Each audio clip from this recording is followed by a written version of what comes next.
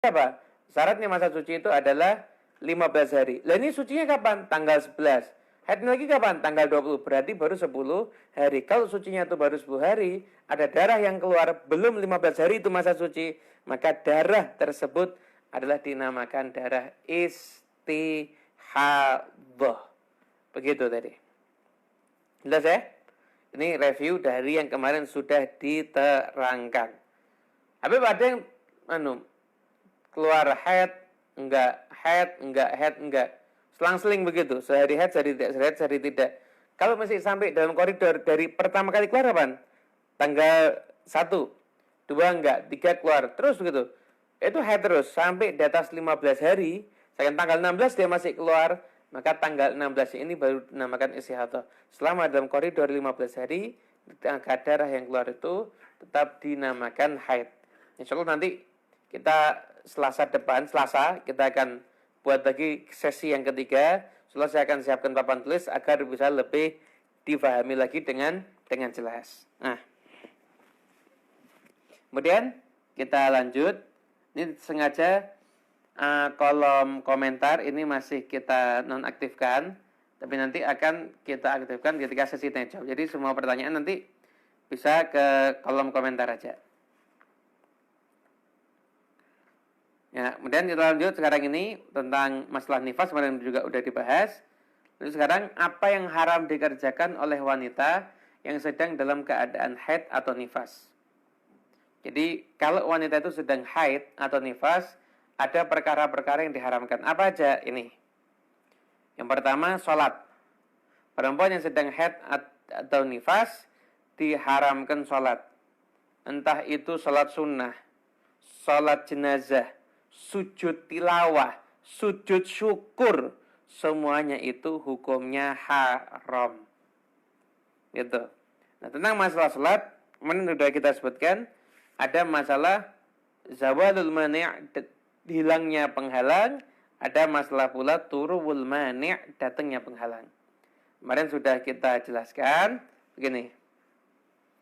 Kalau seandainya ada seorang wanita, dia suci dari haid di waktu asar, hilangnya penghalang kan di waktu asar, berarti dia wajib sholat asar sekaligus juga mengerjakan sholat duhur.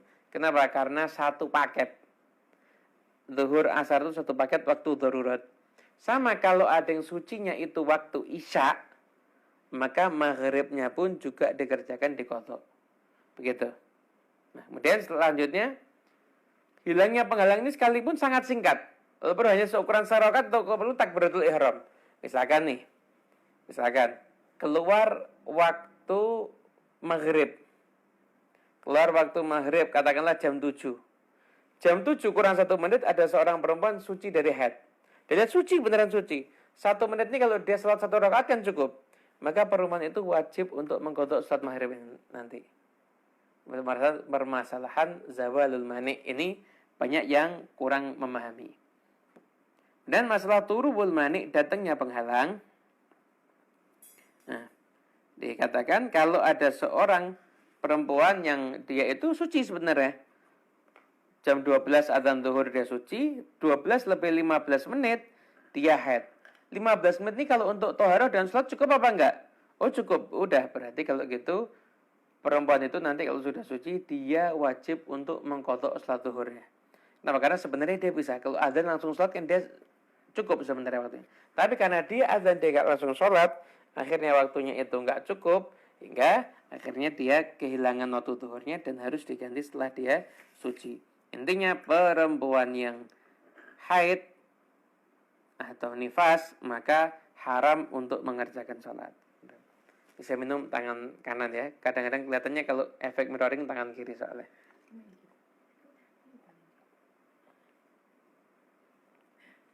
Soalnya apa? Potret. Landscape. Ya. Lalu apa? Ini kalau Instagram itu kan enaknya dibuat potret. Nah, kalau potret itu kalau mirroring, ini kelihatannya minumnya pakai ini sekalian saya pegang gelasnya tangan kiri, padahal ini dengan tangan kanan. Yang kedua adalah tentang masalah tawaf. Tawaf haram dikerjakan untuk perempuan yang sedang haid atau nifas. Perempuan yang haid itu semua amal haji bisa dikerjakan. Wukuf bisa. Sa'i bisa. Kemudian melempar jumrah boleh. Yang nggak boleh cuma satu, yaitu tawaf. Dan kalau seandainya Ustadz waktu haid atau umrah pakai obat untuk misalkan memperlambat datang bulan, gimana hukumnya? Boleh atau tidak? Hukumnya boleh-boleh saja, nggak ada masalah. Kemarin yang kajian kemarin tuh banyak yang mempertanyakan, kenapa boleh sih pakai obat yang untuk menunda haid, menunda datang bulan agar bisa puasa Ramadan atau bisa umrah atau bisa haji, itu apakah diperbolehkan? Saya jawab diperbolehkan aja. Orang malah nanya dalilnya mana? Loh, saya katakan, kalau kamu nanya dalil, saya akan tanya balik. Kalau kamu bilang haram, saya akan tanya balik, haramnya dari mana? Nah, orang itu kalau mau bicara hukum itu ada 5. Wajib, sunnah, makruh, haram, mubah. Kalau saya bilang wajib, saya harus menunjukkan dalil yang mewajibkan. Kalau saya bilang sunnah, saya harus menunjukkan dalil yang memerintahkan, sekalipun perintahnya nggak kuat. Makruh, saya harus bisa menunjukkan larangan.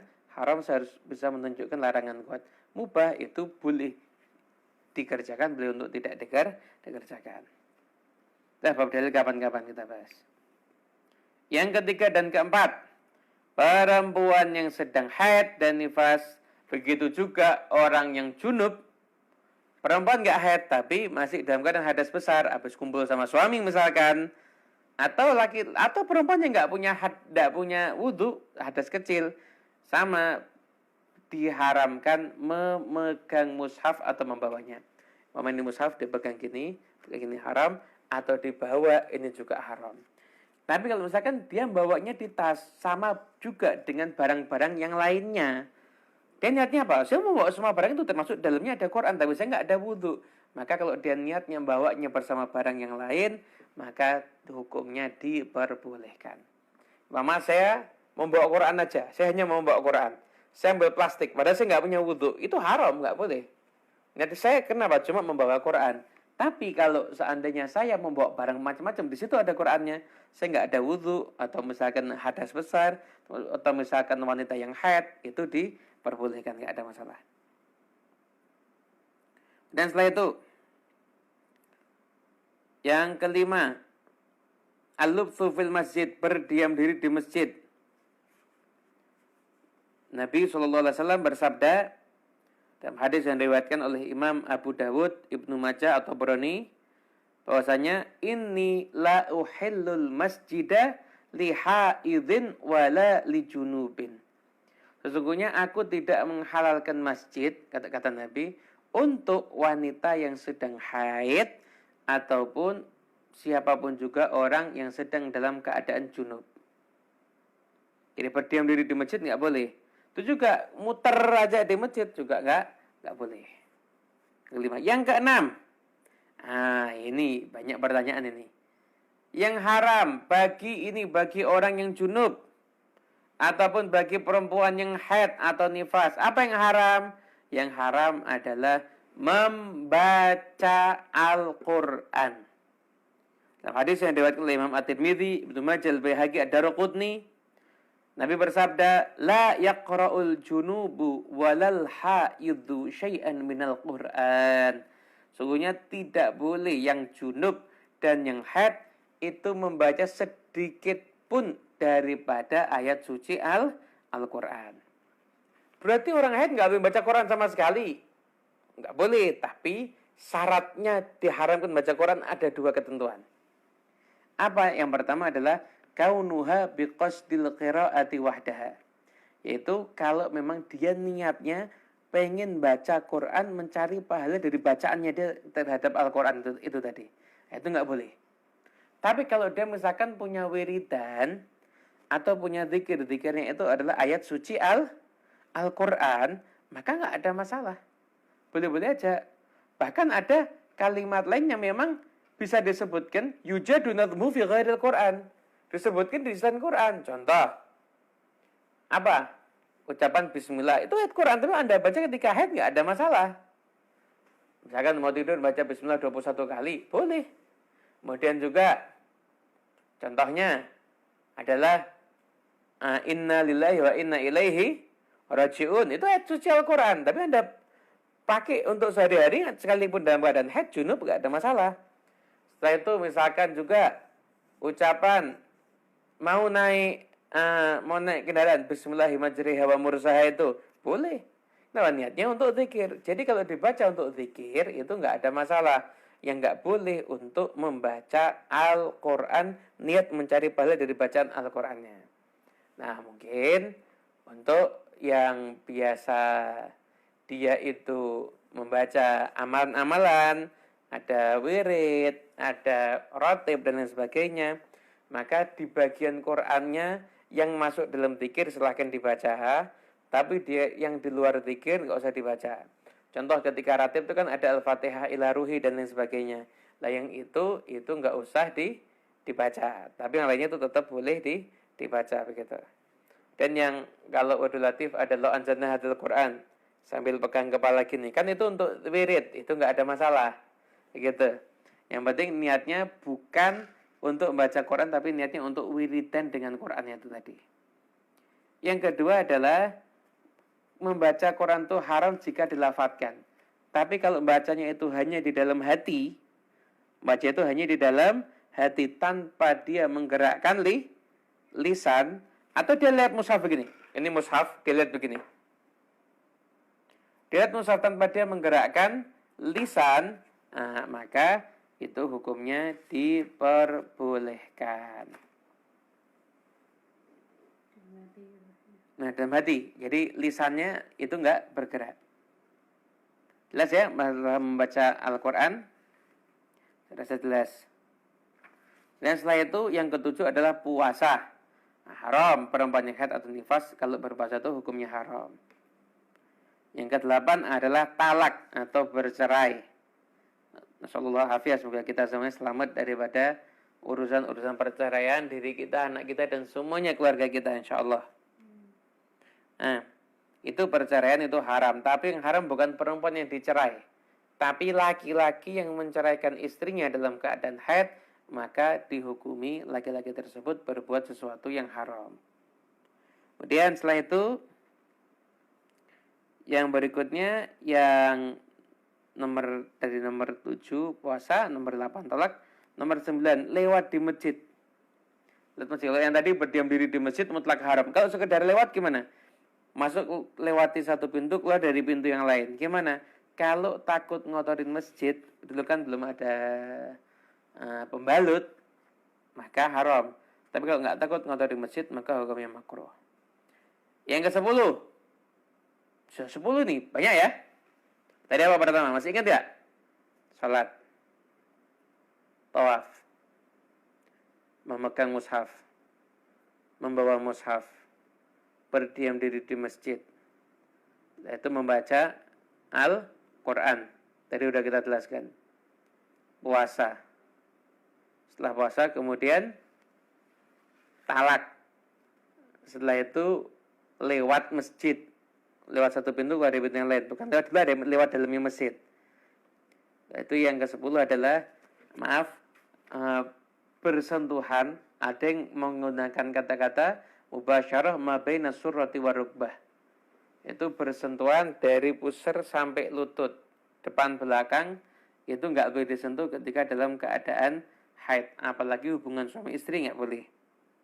Tapi ada juga yang mengatakan bersentuhan enggak apa-apa, yang enggak boleh itu istimta bima baina surrati wa rukbah, bersenang-senang antara pusar sampai lutut. Intinya kalau misalkan pasangan suami istri itu ya ingin melakukan apa yang dilakukan layaknya suami istri ketika dalam keadaan haid, maka yang istri pakai kain yang menutupi pusar sampai lutut. Jadi bagian itu di skip, nggak usah diapa-apain, maka yang lainnya itu tetap bebas seperti biasanya. Ini depan belakang ya tentunya ya. Kemudian setelah itu yang ke-11 adalah haram bersuci dengan niatnya untuk mengangkat hadas. Gak boleh, itu ada satu perkara yang diharamkan. Nah ini adalah Nah, kajian kita dari pembahasan masalah fikih haid. Nah, besok kita udah masuk ke bab istihadhah. Jadi Selasa depan, dari Selasa insya Allah, untuk lebih pastinya infonya silahkan Anda lihat di story Instagram, atau kalau ada di antara teman-teman semuanya yang ingin masuk ke grup ngaji kami, grup WhatsApp, grup ngaji Senin, bisa kontak ke Mas Juan 081576666105. 081576666105. Saya ulang lagi, 081576666105. Ya, kita buka sesi tanya jawab ini. Benar, ada yang bisa tanya?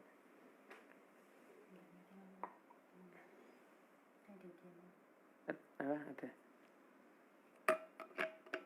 Ya, silakan. Ada pertanyaan? Yang dari WhatsApp, Fatih Karimah biasanya. Oh iya sih. Ya. Yang mau bertanya bisa tulis di kolom komentar. Nanti pertanyaan akan dibacakan, insyaallah.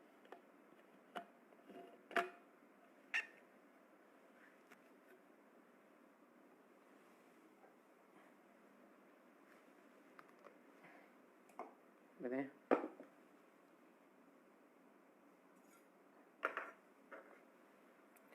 Itu sama, lama juga lo pakai XL. Tapi kuota, dia ada tuh. Nggak bisa porsinya.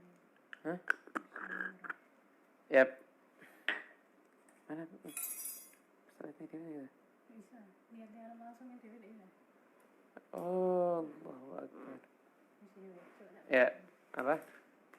Bisa, datang dibandingkan sedikit. Assalamualaikum Habib. Jika haid apa boleh membaca Simtud Duror atau Burde? Ya, nih biar istri saya bisa baca pertanyaan, saya agak miring sedikit duduknya. Kalau haid, apakah boleh membaca Simtud Duror atau Burdah? Nah, Simtud Duror atau Burdah itu di situ nggak tergantung ayat suci Al-Quran. Semua ulama sepakat perempuan haid itu boleh membaca zikir apapun juga. Hadis Nabi boleh. Bahkan firman Allah yang berupa hadis qudsi boleh dibaca untuk perempuan yang sedang dalam keadaan haid. Berkata. Berikutnya.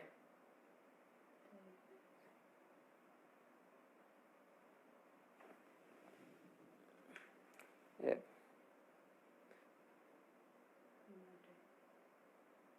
Yang temannya Karimah tidak ada. Oh, internetnya bukan lemah, terus rusak ini. Bisa internetnya. Ini internetnya bisa. Ini internetnya sudah bisa ini. Ya, ada lagi? Silakan.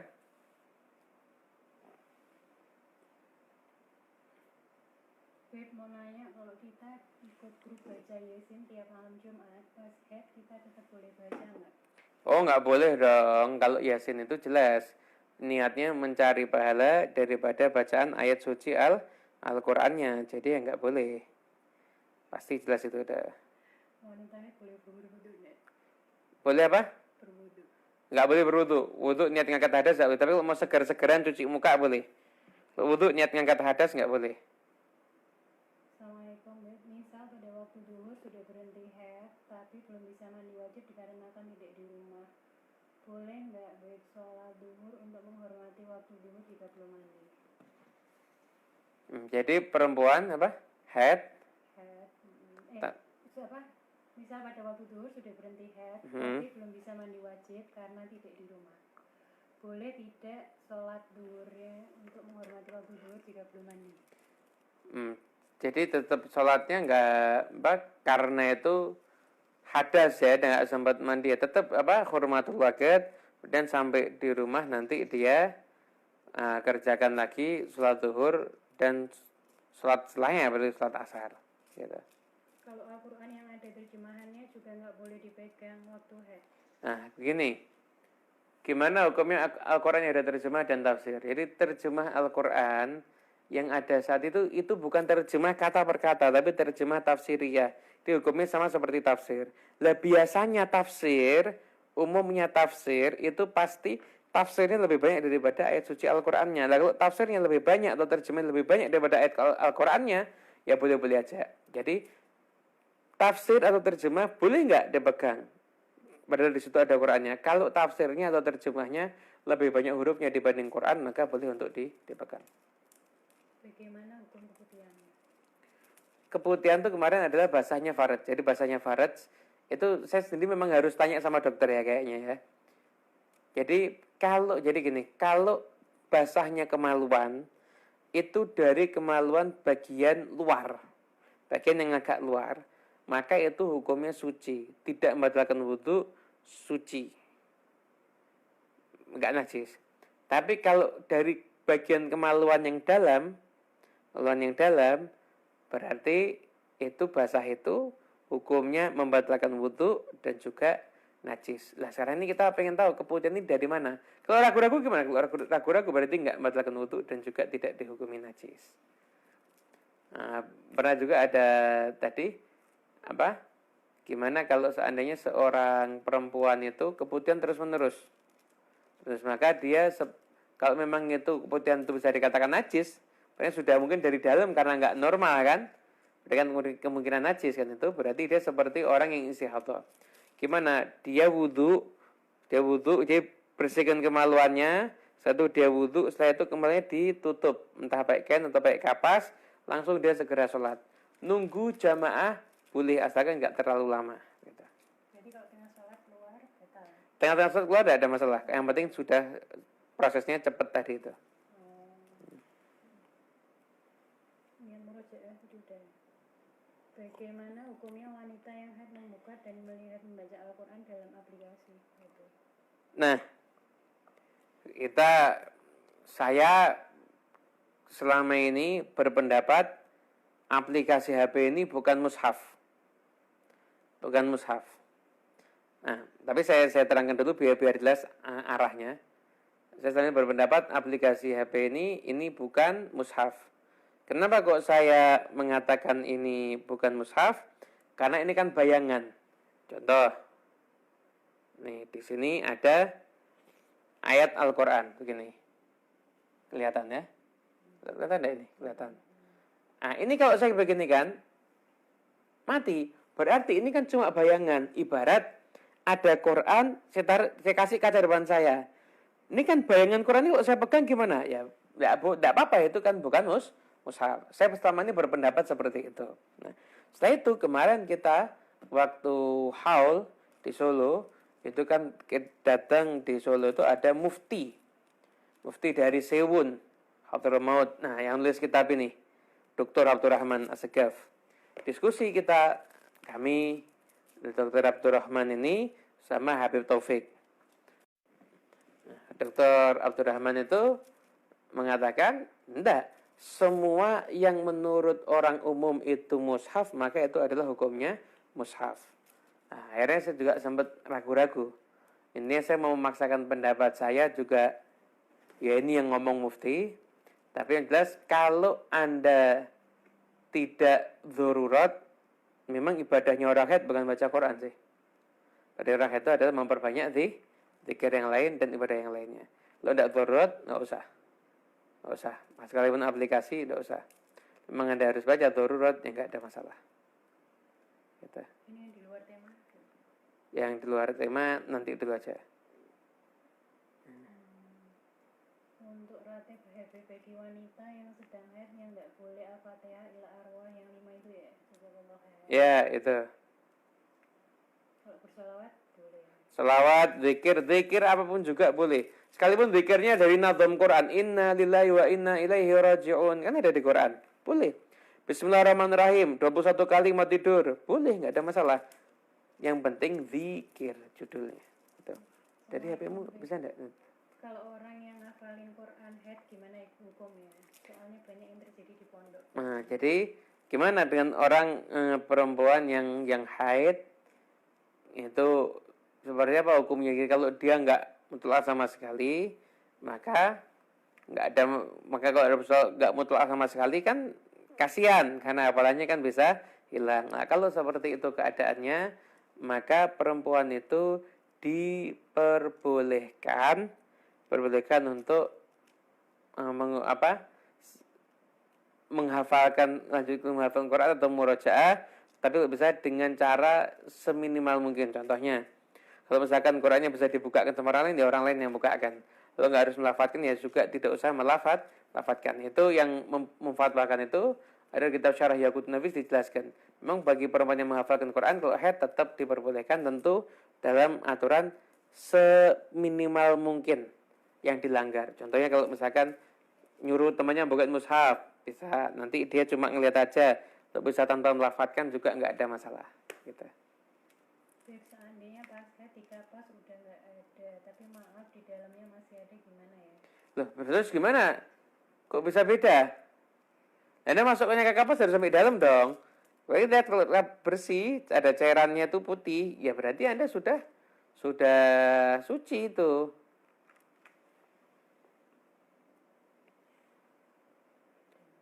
Ini tangan kanan ya. Kalau ratiban ayat Qur'annya nggak usah dibaca, apa dibaca hanya dalam hati. Tadi udah dijelasin. Kalau yang amanah Rasul itu di dalam hati aja. Tapi kalau yang lainnya kayak Al-Fatihah Ruhi itu nggak usah dibaca. Maksud dari bersuci untuk sengaja menghilangkan hadas. Jadi niatnya bersuci untuk menghilangkan hadas, untuk cari pahala dari bersucinya, itu yang nggak boleh. Lalu cuma cuci muka biasa nggak ada masalah. Saya mandi, sama saya mandi niat ngangkat hadas besar. Bentuk mandi kan sama kan? Yang membedakan apa? Niatnya. Jika setelah bersih haid belum mandi besar tapi melakukan hubungan suami istri, boleh nggak? Nah, jadi perempuan yang sudah suci dari haid, maka semua yang diharamkan tetap haram. Kecuali dua. Apa? Puasa sama talak. Baca Quran tidak boleh kalau belum mandi. Masuk masjid tidak boleh kalau belum mandi. Salat tidak boleh kalau belum mandi. Hubungan suami istri belum mandi, haram juga nggak boleh. Kalau baca Yasin, Waqiah, Rahman, Tabaroknya rutin.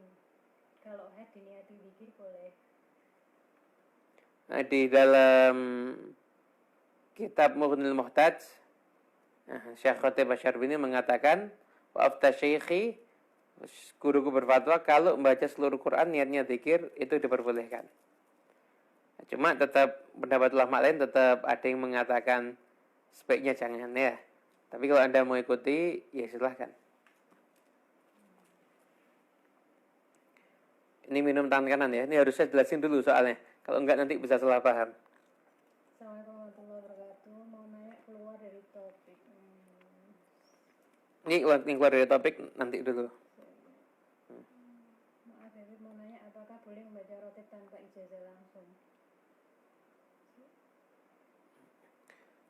Jadi memang rotib itu amalan yang sudah diniatkan untuk kemanfaatan bagi umat. Jadi sekalipun tanpa ijazah boleh untuk dibaca. Nggak ada masalah.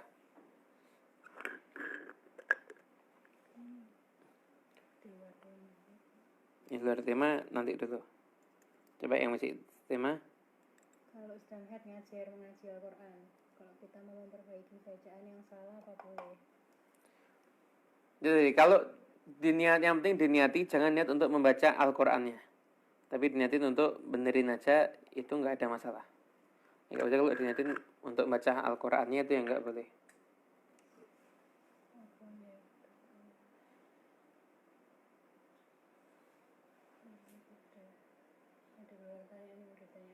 Apa? Assalamualaikum Habib, bila mau berangkat tidur disunahkan berwudu. Gimana perempuan yang haid? Perempuan yang haid yang nggak ada kesunahan berwudu dong.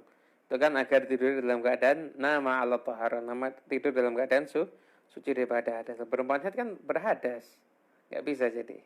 Gitu. Membaca Al-Quran demi membaca Al-Quran tapi pas haid demi menjaga hafalan. Gimana? Membaca Al-Quran pas haid demi menjaga hafalan. Tadi udah. Nanti lihat lagi. Udah tadi.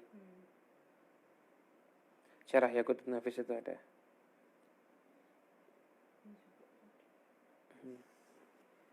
ngaji online sanatnya sambung nggak? Ngaji online sanatnya sambung atau enggak? Tentunya saya enggak bisa ya. Enggak bisa. Contoh, misalkan ada orang tiap hari lihat streamingnya Habib Taufik atau Buya Yahya. Boleh enggak karena sering lihat streaming terus ngaku jadi muridnya? Ya cuma bisa bilang murid online gitu aja. Kalau murid yang mendapatkan sanad talaki, maka belum. Murojaah hafalan Quran boleh nggak? Udah tadi. Boleh membaca Ratibul Haidar di 3 waktu, maghrib, tengah malam, dan setelah subuh. Boleh nggak? Paling bagus ba'dal maghrib atau ba'da isya. Bisa diulangi penjelasan qodok sholat pada waktu haid. Ya, jadi saya jelaskan lagi. Begini, sebenarnya perempuan yang haid itu nggak ada kewajiban qodok sholat. Jadi qodok sholat pada waktu haid itu sebenarnya nggak ada. Cuma yang ada adalah kesalahpahaman tentang itu haid atau tidak. Contoh begini, ada seorang perempuan, biasa darahnya terputus-putus, 5 hari keluar darah, tanggal 1 sampai 5 keluar darah. Nanti dia suci, nanti setelah itu tanggal 8 sampai 10 keluar darah lagi. Setelah itu dia suci. Nah, ini ada seorang wanita, karena udah seringnya dia berhari-hari, bertahun-tahun seperti itu, jadi dia setiap tanggal 5, dia suci, dia nggak masuk mandi. Dah, paling bentar lagi haid lagi. Dan benar biasanya tanggal 8 haid lagi. Lah, suatu ketika tanggal 5 dia suci, nggak haid lagi sampai 15 hari lebih. Lah berarti dia kan harusnya udah suci dari tanggal 5. Nah, tapi dia kan salah paham. Maka dia wajib mengqadha sholat. Tapi dia tidak berdosa. Kenapa? Karena masa dari tanggal 5 ke atas itu sudah bukan dihukumi haid. Gitu. Boleh nggak membaca ayat Quran? Menulis di tubuh. Nah, boleh atau tidak menulis ayat Quran. Kalau hanya sekedar menulis, nggak pakai megang, nggak pakai membawa, nggak pakai melafadzkan, hukumnya boleh.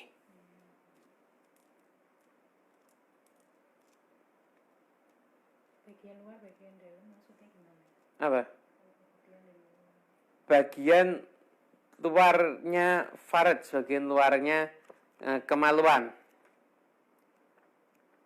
Nih, di sini ada yang kalimat yang lebih jelas. Ini.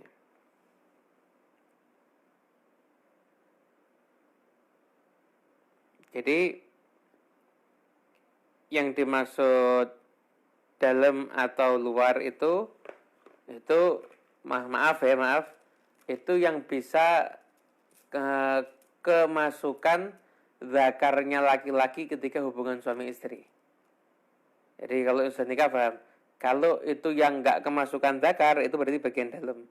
Yang kemasukan area zakar berarti itu bagian luar. Kalau ngajar qiraati, nyemak dan membenarkan. Jadi pokoknya kalau yang ngajar ibu-ibu guru-guru TPA atau ibu-ibu guru, kalau membenarkan jangan diniati membaca Quran, tapi diniatin zikir gitu aja.